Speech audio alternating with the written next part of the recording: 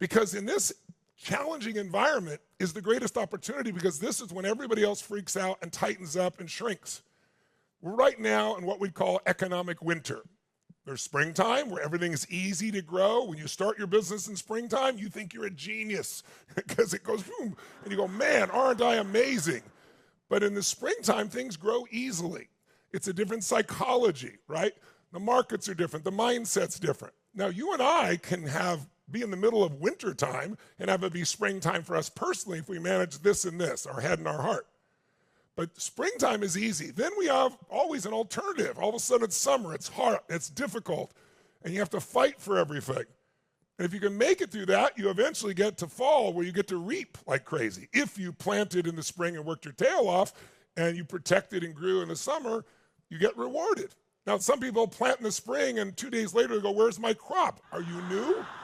Are you new? Takes a little longer than that, right?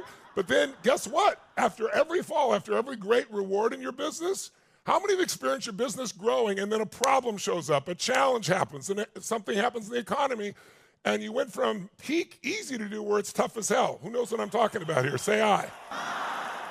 If you've been in business long enough, you've experienced these seasons because they're economic seasons. And so now you go through a winter time.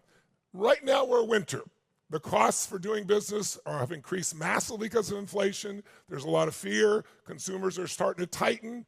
All that's starting to happen. Does that mean your business is going to suffer? It will if you don't develop certain skills.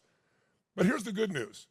Those that do well in winter, people say to me, well, which season would be best? Most people say, well, springtime. No, the best season is winter, because if you do well in this season, if you figure this out, and you absolutely can, the people around you will waste away. Any competitors, you can take advantage.